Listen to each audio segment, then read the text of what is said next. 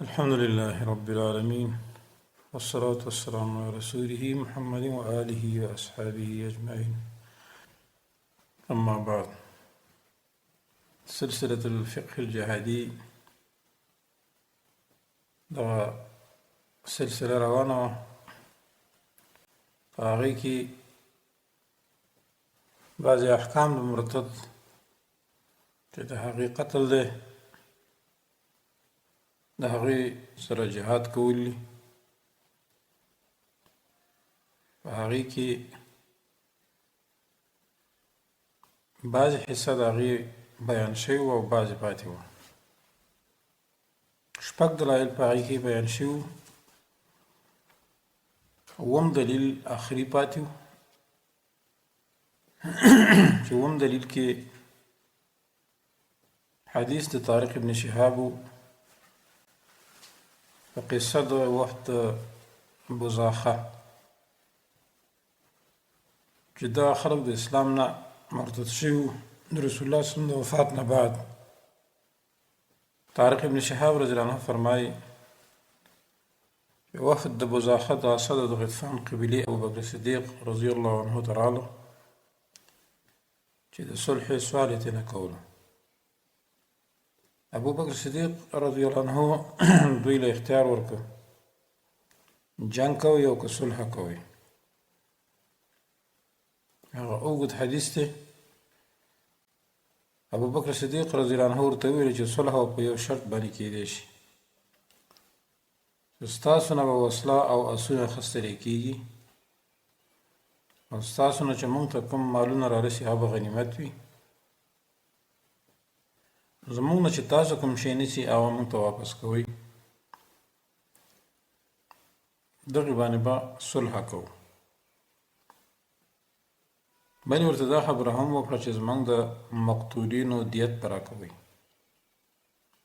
او ستاسو د مقتولینو دیت به موږ نه درکوو. ستاسو مقتولین به په اور کې وي، بل به ستاسو نه چې کوم څوک وي نو هغوی به د اوښانو پسې کېږئ، اوښان به ساتئ. د رسول الله صلی الله علیه وسلم خلیفه په تاسو کې هغه ذلت وګوري. ابوبکر صدیق رضی الله عنه دا خبره چې دې قوم ته وکړه، عمر فاروق رضی الله عنه پاسېد. ابوبکر صدیق رضی الله عنه ته یې وویل چې موږ خو ستا رایه واورېدله، موږ یوه مشوره کوو، هغه دا چې تاسو ډېرې ښې خبرې وکړئ، لیکن یوه خبره پکې دا چې تا دوی ته وویلې تاسو به موږ ته د مقتولینو چې موږ نه کوم شهیدان شوي د هغې دیت به راکوئ. دا خبره ما ته صحیح ځکه نه ښکاري ځکه فإن قتلانا قاتلت فقتلت على امر الله. زمونږ شهیدانو چې جنګ کړی د الله په دین باندې مړه دي، نو اجورها علی الله لیس لها دیات. د هغوی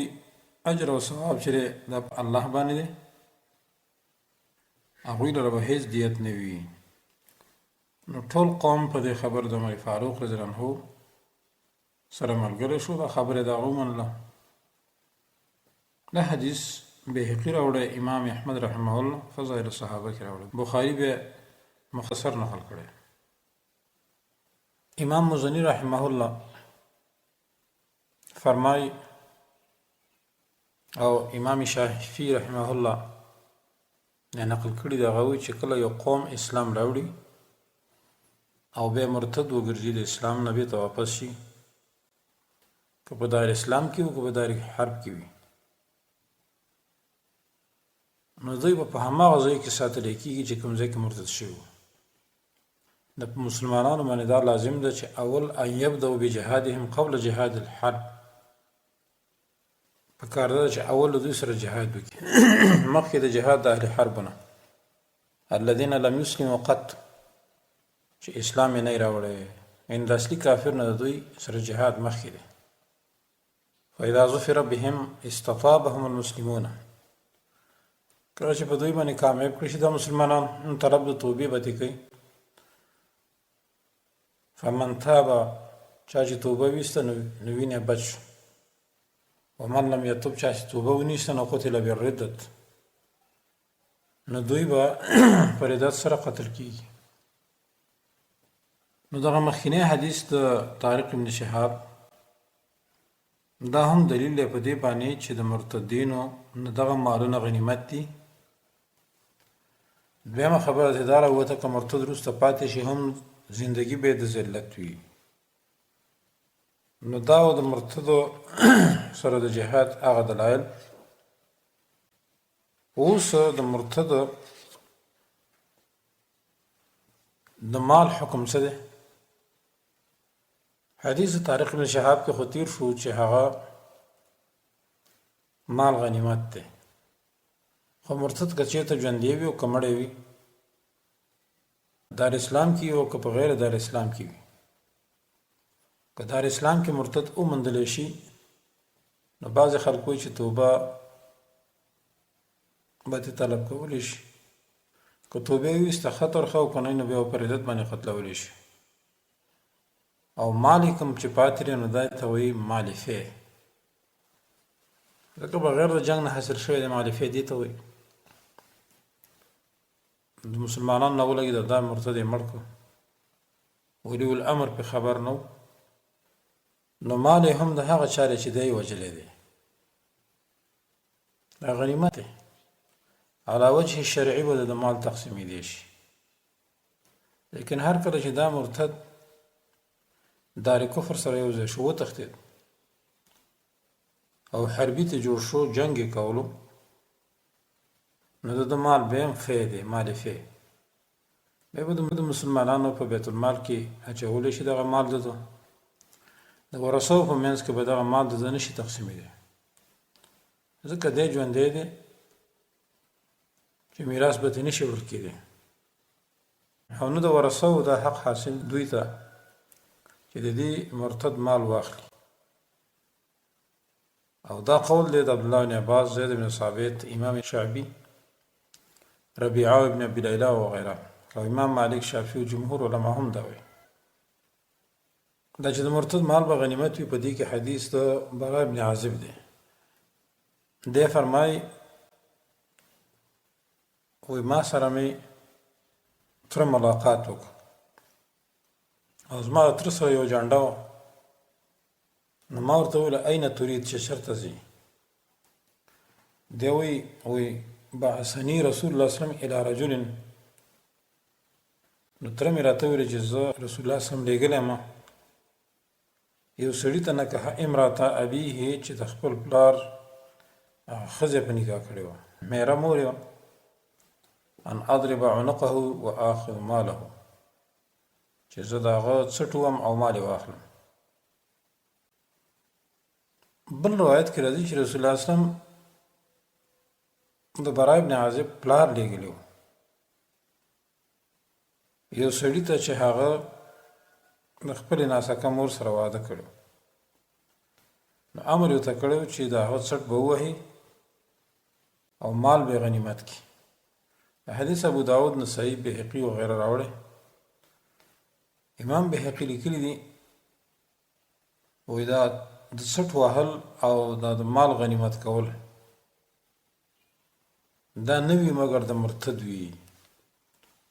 گویا کې چې رسول الله صلی الله علیه وسلم د دغه کس مال غنیمت وګرځولو او د مرتد وګرځولو، ځکه ورته ویل چې لاړ شو مال غنیمت کا. او په دې باندې اجماع د صحابه کرامو هم ده په دې غنیمت د مال مرتدینو باندې. مخکې حدیث د طارق بن شهاب په قصه د وفد د بزاخه کې تیر شو چې ابو بکر صدیق رضی الله عنه دغه کسانو ته ویلي دغه وفد د بزاخه ته چې ونعلم ما اصبنا منکم،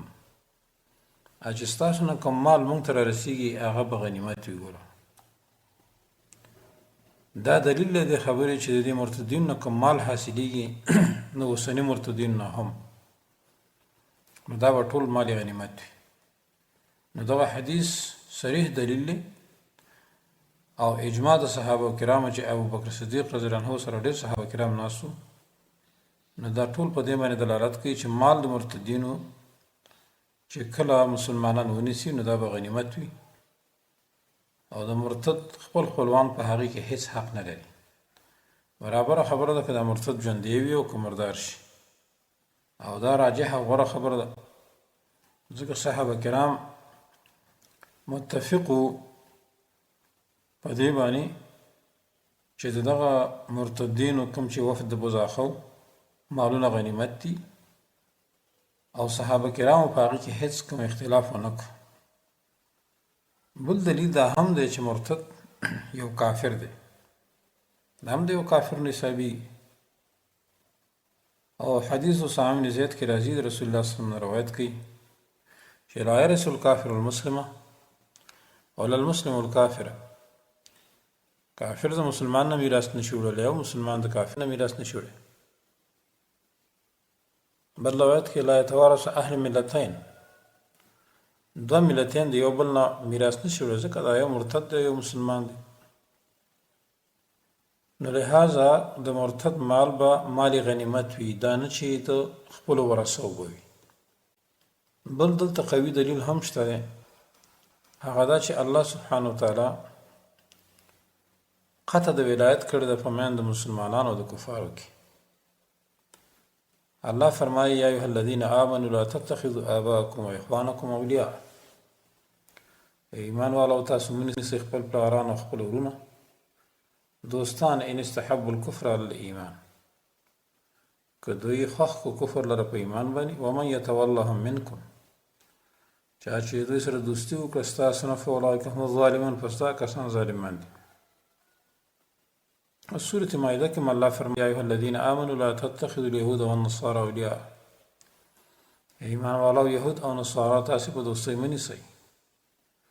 بعضهم اولیاء بعضی دوی نه دوستان دي د بعضو ومن يتولهم منکم فانه منهم چا چې دوی سره دوستي وکړه ستاسو نه نو دی د هغوی د جملې نه دی دې آیتونو کې هغه ولایت په میان د اهل ایمان او اهل شرک او کفر کې قطع دی تر څو چې دوی ایمان راوړي په یو الله باندې او عبادت د بتانو پرېږدي او د طاغوت نه براءت وکړي نو بیا به صحیح کېږي دوستي به صحیح کېږي میراث به صحیح کېږي ان تر دې چې الله سبحانه وتعالی هغه ولایت په میان د مؤمنانو مهاجرینو کې چې په دارالاسلام کې هم وي او په میان د هغه چا کې چې په دارالکفر کې یو مسلمانان دي خو هجرت یې نه دی کړی د هغې په منځ کې هم دا ولایت قطع دی او میراث نشي وړلی الله فرمایي والذین آمنوا ولم یهاجروا ما لکم من ولایتهم من شیء حتی یهاجروا هغه کسان چې ایمان یې راوړی او هجرت یې نه دی کړی نشته تاسو لره د هغوی د دوستۍ او د ولایت نه هیڅ شی تر څو چې دوی هجرت ونه کړي دا ځکه چې مؤمنان د مهاجرینو او د انصارو نه به د یو بل سره امداد کو یو بل نه به میراث و ځکه اخوت د دین ثابت ځکه په زمانه د رسول الله صلی الله علیه وسلم کې درې قسمه مؤمنان یو مؤمن مهاجر چې د خپل قوم نه هجرت کړو او مؤمنانو ته راغلي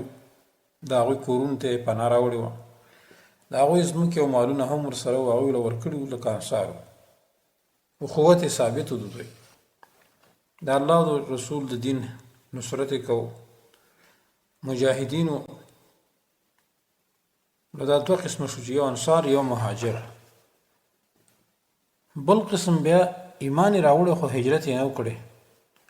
نو د هجرت نه کولو د وجې نه به ده ته میراث هم نه میلاوېده نه به ورسره چا کومک کوو نو د دغه کسانو په هکله الله فرمایي چې ما لکم من ولایتهم من شی حتی یهاجروا نشته ستاسو لره د دوی په دوستۍ کې هیڅ شی تر دې چې دوی هجرت ونه کړي البته وان استنصروکم فی الدین فعلیکم النصر که تاسو نه امداد وغواړي د دین په باره کې نو تاسو باندې امداد لازم دی خو لهذا د دې وجې نه صحابه کرام په تقسیم د مال د مرتد کې لږ اختلاف کړی و هغه اختلاف دا دی دا مرتد که چېرته مړ شي او یا مردار شي په ردت کې او دار حرب کې وي د دې به څه حکم دی د مال، او یا په دار اسلام کې مړ شي د دې به څه حکم دی. امام بهقي رحمه الله لیکي چې امام شافعي صاحب وایي معاویه رضی الله عنه ابن عباس او زید بن ثابت ته ولیکل چې د میراث د مبارک د معلومات ورکړي. نو هغوی دواړو ویل چې مال د بیت المال کې به جمع کېدی شي. د دوی دا مطلب چې د مال مالفه دی. امام احمد رحمه الله فرمایي وی چا چې دا ویلي چې د الله قرآن مخلوق دی فهو زنديق کافر لا يصلى عليه، دی زنديق دی کافر دی مونږ په نشي کېدی ولا يصلى خلفه نه به د وروسته مونږ کېدی شي. ويجعل ماله كمال المرتد، د مال به داسې کېدی شي لکه مال د مرتد، یعنی انه فی بیت المال، دا هو بیت المال کې وي. بهرحال مسله اختلافي ده، خو غوره قول دا دی چې مونږ کله دغه اقوال او د اجتهادات او دغه صحابو ته وګورو نو زیات نږدې او صحیح دلیل قرآن او سنت ته هغه دی چې د الله په کتاب او د نبی اسلام په سنتو کې ثابت وي او اجماع د صحابه کرامو هم وي. ځکه الله فرمایي فإن تنازعتم فی شیء فردوه الی الله والرسول، که ستاسو په یو شي کې تنازع راغله نو الله او رسول ته یې رد کړئ. نو هر کله چې موږ وکتل نو صحیح دلایل چې موږ په دې کې پیدا کړو چې هغه موافق د دلیل، نو هغه دا دی چې کله مال د مرتد چې دغه مرتد په ردت قتل شوی مالفی دی، دا به د بیت المال د مسلمانانو کې حسابیږي. البته دام کې دی شي لکه مخکې حدیث برا ابن عازب چې مال غنیمت کړی شي او تقسیم کړی شي، خو ډېر دلایل په دې باندې هم شته دی چې مال د مرتد دا به په بیت المال کې وي خو تصرف به کې د امام وخت او یا خلیفه وي، چې کوم ځای کې مصالح شرعي نه، کوم ځای کې مسلمانان غریبانان نه، په هغې به تقسیموي او هغې کې به لګولی کېږي. دا د مرتدینو د مال په باره کې فیصلې. هر چې د مرتدینو بچي دي نو علماوی هغه اولاد چې د مرتدینو مخکې د ردت نه پیدا شوی دی نو هغه به مسلمان به حسابي، هر چې بعد الردت هغه به کافر حسابیږي، ځکه دا به د پلار او د مور تابع وي. دا په حکم د ظاهر کې او په احکام د دنیا او د قتال کې. حدیث د سعد بن جسامه په دې باندې دلیل دی د ابن عباس رضی الله عنه، ځکه حدیث سعد بن جسامه کې راځي او رسول الله صلی الله علیه وسلم تاسو شو د هغه مشرکین په باره کې او د هغوی د اولاد په باره کې او د هغوی د ښځو په باره کې چې څوک په هغې باندې حمله وکړي او ماشومان یې مړه کړي. رسول الله صلی الله علیه وسلم ورته ویل هم منهم، دغه ماشومان به د مور و پلار نه حسابېږي. او بیا د مسلم پر روایت کې داسې دي رسول الله صلی الله علیه وسلم ته وویل شو لو ان خیلا اغارت من الليل فاصابت من ابناء المشرکین قال هم من آبائهم، که څه مجاهدین حمله وکړي د شپې په مشرکینو باندې او د هغوی بچي مړه شي د دې مشرکینو په دغه جګړه کې یا زنانه مړه شي، قال رسول الله صلی الله علیه وسلم هم من آبائهم، دا د هغوی نه دي، د پلارانو نه دي. ابن حجر اسقلانی رحمه الله د دې حدیث په شرح کې لیکي هم منهم معنا ای فی الحکم فی تلک الحال، په دغه حال کې چې مړه دي دا د دوی نه حسابېږي. بیا وی وليس المراد اباحه قتلهم، دا نه ده چې دغه ماشومان قتل جایز دی بطریق القصد الیهم، بل المراد اذا لم يكن الاصول الى الآباء الا بوجه الذريه، که چېرته دې پلارانو ته لار نه موندله کېده مګر په قتل د دغې ماشومانو سره، بغیر د هغې نه کېده اوس په کور کې مرتد موجود دی او ته پرې ورځې خامخا ماشوم یا ښځه وژلی کېږي، بیا به د پلار بیا مري. نو فاذا اصیبوا لاختلاطهم بهم جاز قتلهم، وایي چې کله ورسېده دوی ته مرګ د وجه د اختلاط نه ځکه چې کور کې سره یو ځای دي نو جواز قتل به دوی قتل جایز دي. امام ابن قدامه هم د لیکلي دي هغه اولاد چې مخکې د ردت نه د مرتدینو پیدا شوی دي نو دوی ته مسلمانان ویل کېږي ځکه پلاران خو مخکې د ردت نه مسلمانان او که چېرته وروستو پیدا شوي وو نو بیا به د پلارانو حکم په دوی باندې هم کېدی شي. حکمهم حکم آبائهم فی الاستطابة و تحریم الاسترقاق. نو لہذا د اوسنۍ مرتدینو د بچو د ماشومانو دغه حکم دی. که چېرته قصدن عمدن به دغه نه وژلی کېږي، البته که چېرته مړه شو په کور کې د دغه مرتد د قتل پسې یو څوک لاړ او ښځې او ماشومان یې مړه کړو خو بغیر د قصد نه او بغیر د ارادې نه نو پروا نه کوي. یو خبر دلته ډیره ضرور ده چې مراد د اولاد د مرتدینو د مشرکین نه په مخکینو دلایلو کې د هغې نه به هغه څوک مراد وي چې هغوی د خپل پلار په دین باندې وي. په حال د ردت کې دغه زوی د پلار په دا کار باندې خوشحاله دی، په ظاهر کې د هغه تابعدار دی، لیکن هر کله چې د مرتدینو بعضې بچي وي بعضې زنانه وي چې د هغوی په دین باندې راضي نه وي، مسلمانانو موافقت ورسره نه کړی په دغه کار د ردت کې او یا د دوی نه دا ارتداد نه پېژني چې نه دا زموږ پلاران او یا دا ښځې وي چې زموږ دا مړونه دا مرتد دي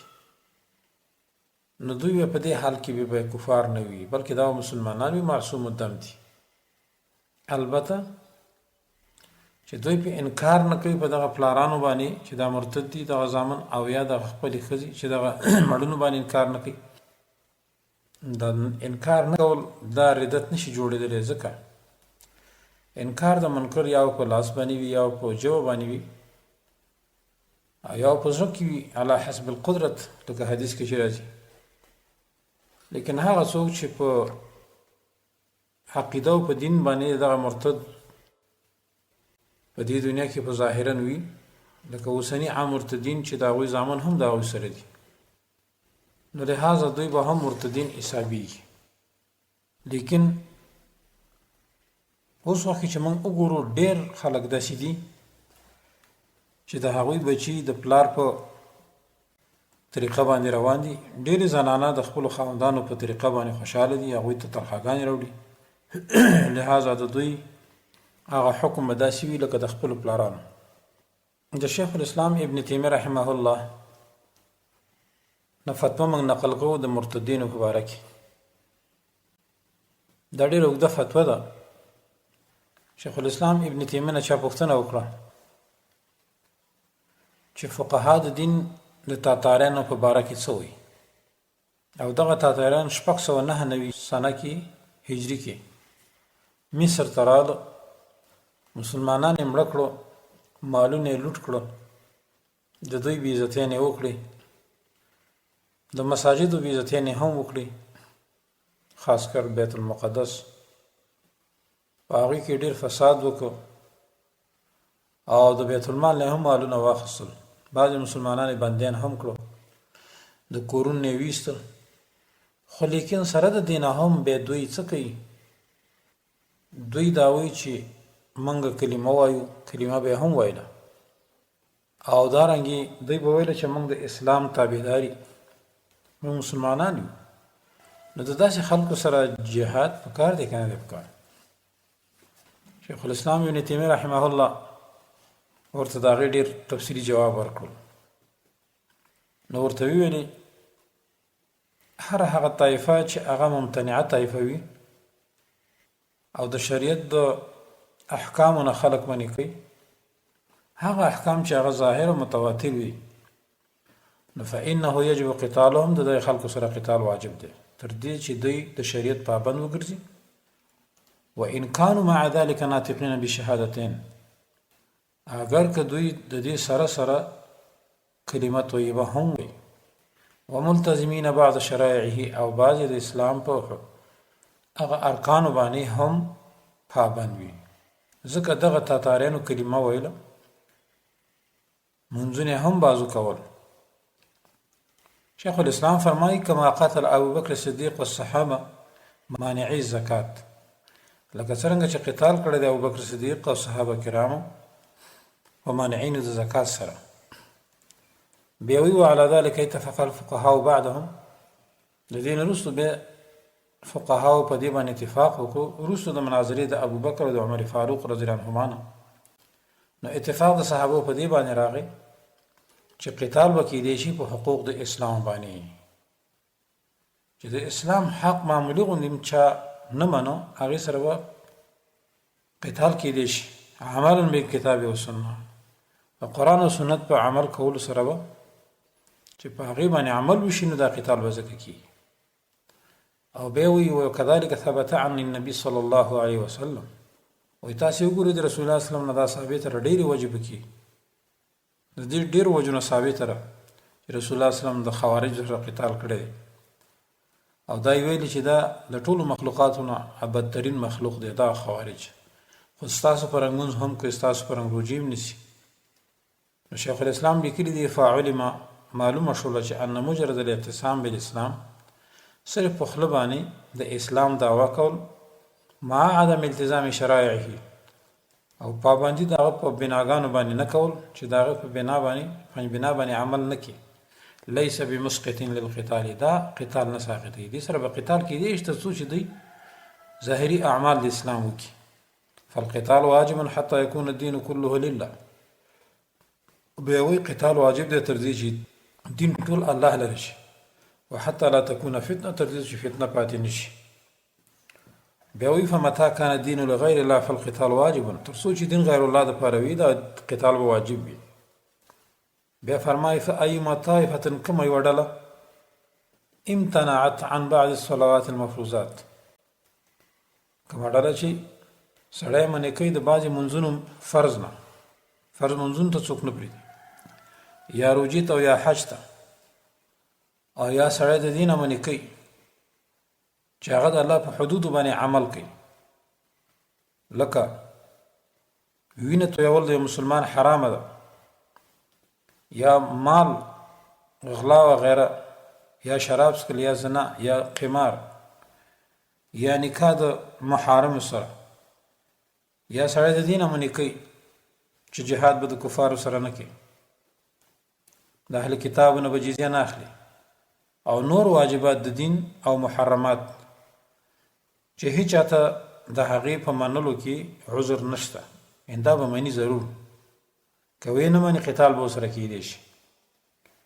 نو فإن طائفة ممتنع يقاتل عليها، دا ډلې سره به قتال کېدی شي تر څو چې دا شیان ومني، د دې حرمت ومني. بیا وی وإن كانت مقرت بها، اگر که په شهادتینو باندې دغه اقرار کوونکي وي دغه ډله،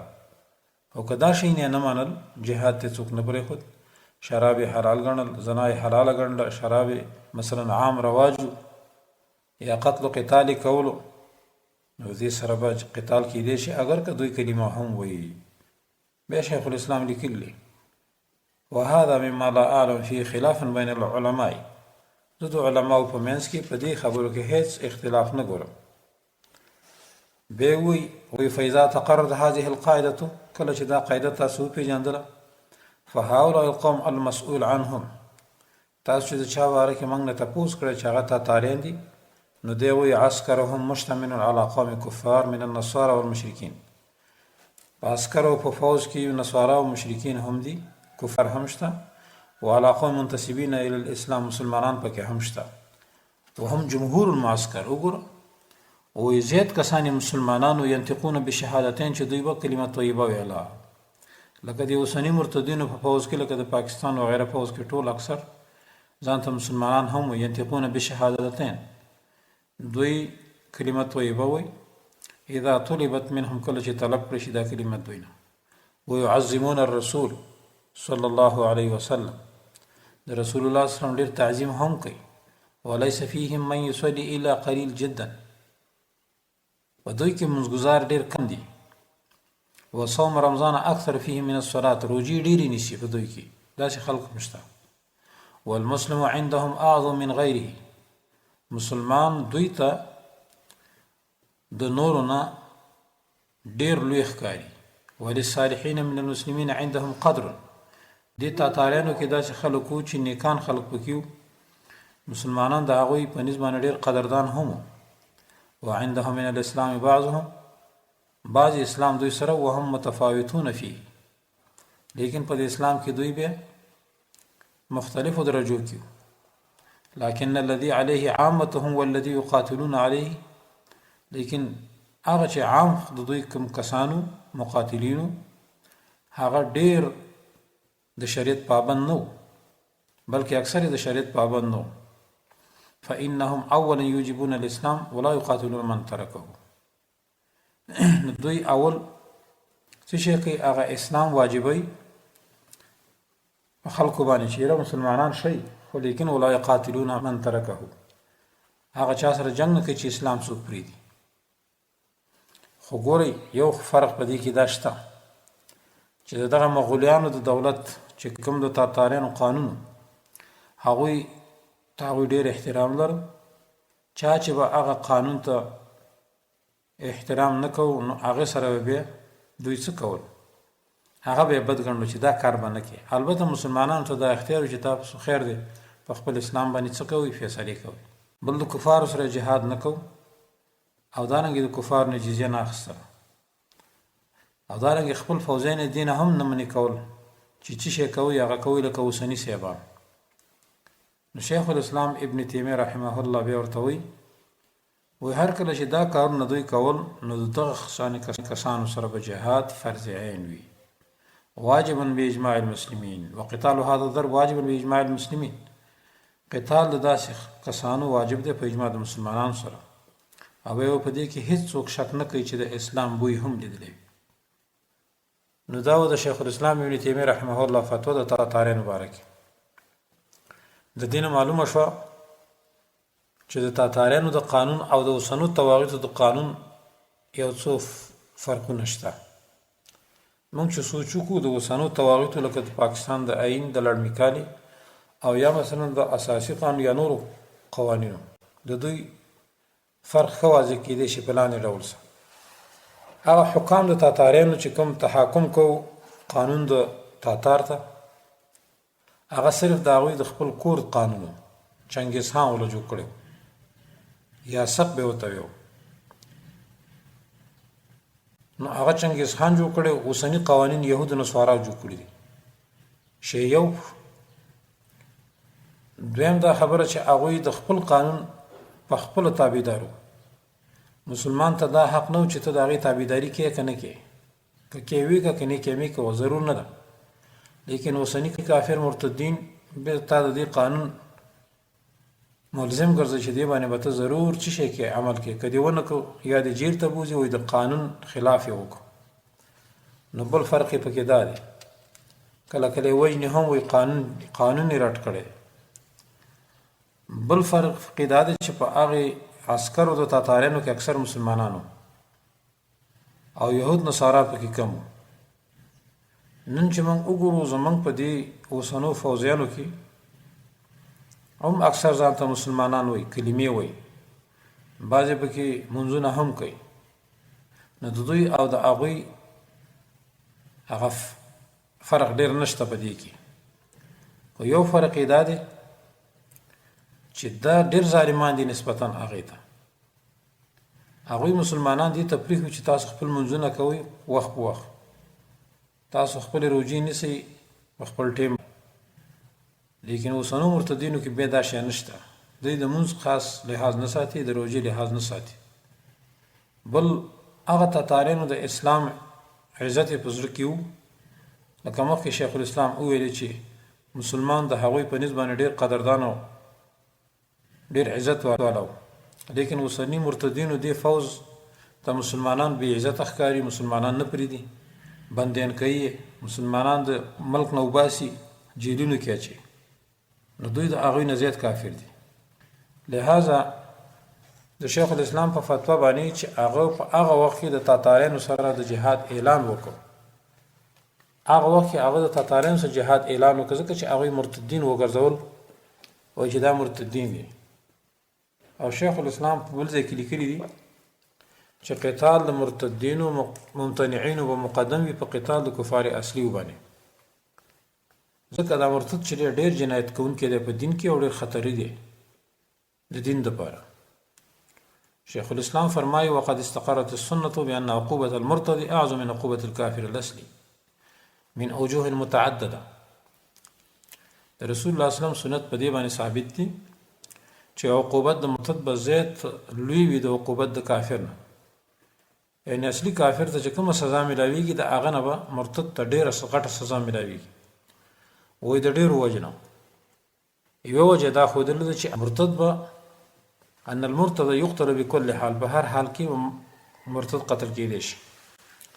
ولا يضرب عليه جزيه، د هغې نه به جزیه نه اخیستلی کېږي.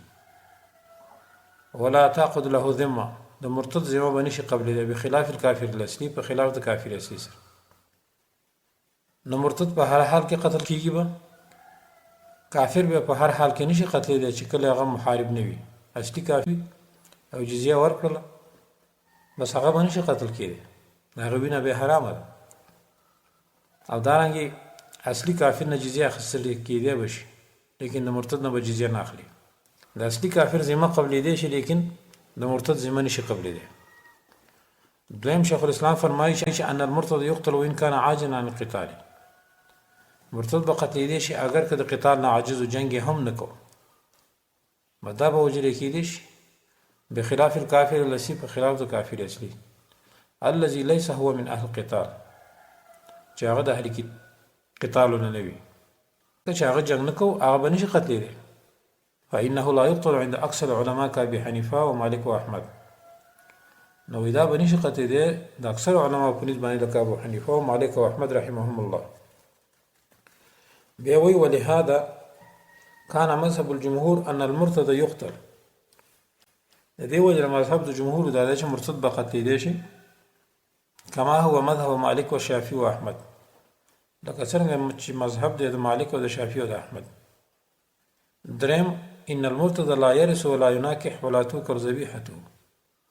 مرتد به نه به څوک میراث وړی نشي او نه به د هغه ذبیحه خوړی شي، بخلاف الکافر الاصلي، په خلاف د اصلي کافر چې د هغه ذبیحه هم خوړی شي، هغه سره نکاح هم کېدی شي. الى غیر ذلك من الاحکام، نور احکام هم ویشته دي چې په دې کې مرتد د اصلي کافر سره اختلاف لري. نو د دې قول د شیخ الاسلام نه دا معلومه شو چې نن وخت کې دا مرتدین د دوی ذبیحه مرداره ده. دویم دا چې دوی په هر حال کې قتلېږي، په هر حال کې اگر که دوی د قتال نه عاجز هم وي، بس که چېرته د مندو وجنې وي پرېږدي بیا نه. دریم دا چې دغه اوسني مرتدینو سزا د اصلي کافر نه سخته ده. اصلي کافر ته دومره سزا به نه ورکوي لکه څرنګه چې دې مرتدینو ته ورکولی شي. بل ځای فرمایي شیخ الاسلام 28 جلد فتاوا 428 صفحه وکفر الردة اغلظ بالاجماع من الكفر الاصلي، د ردت کفر دا ډېر غلیظ دی په اجماع سره د کفر اصلي نه. او بل ځای وایي والصدیق رضی الله عنه وسائر الصحابه،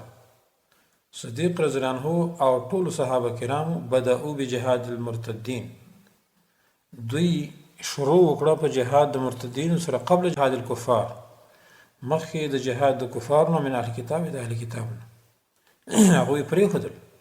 بیا وایي فإن جهاد هؤلاء حفظ لما فتح من بلاد المسلمین، ځکه چې جهاد کول له دې مرتدینو سره دا حفاظت د هغه ښارونه دی چې مسلمانانو فتح کړي، ځکه په دې کې چې مرتد پیدا شو خو دا نور د تیار ښارونه د موږ نه بېځي. وان يدخل فيه من اراد الخروج عنه، بل هغه څوک چې هغه اراده د خروج د دې ښارونو او د دې اسلام نه غواړي دا به نشي تللی چې یو مرتد مردار کړي، څوک به ارتداد ته زړه نه ښیي. بیا وایي وجهاد من لم يقاتلنا من المشرکین واهل الکتاب من زیات اظهار الدین، مشرکینو د اهل کتابو سره چې قتال کوو موږ وایي دا زیادت د اظهار الدین دی چې دین غالب شي. دا داسې دی لکه ګټه په مال کې، وحفظ راس المال مقدم على الربح، او د راس المال حفاظت کول دا مقدم ده په ګټه باندې. ګټه پرېږده اوس د نورو اصلي کافرو سره جنګ کول دا داسې ده لکه ګټه کول، او د مرتدینو سره جنګ کول لکه هغه راس المال راستنول. نو د راس المال حفاظت دا مقدم دی په ګټه باندې. مجموع الفتاوا 15 جلد او 135 صفحه. د دې وجه نه د صحابه کرامو هغه اجماع ده په دې باندې دوستانو چې مرتدین به مخکې وي په قتال کې هغوی سره به قتال کیدی شي نو دا بعضې مسایل د مرتدینو په باره کې الله دې موږ او تاسې د ارتداد نه وساتي او الله سبحانه وتعالی دې وکړي چې موږ او تاسې د قرآن او حدیث باندې پوره عمل کوونکي شو نور بحث د جهاد متعلق ان شاء الله پر راتلونکي درس کې وکړو هذا واخر دعوانا ان الحمد لله رب العالمين وصلى الله تعالى على خير خلقه محمد وآله وأصحابه أجمعين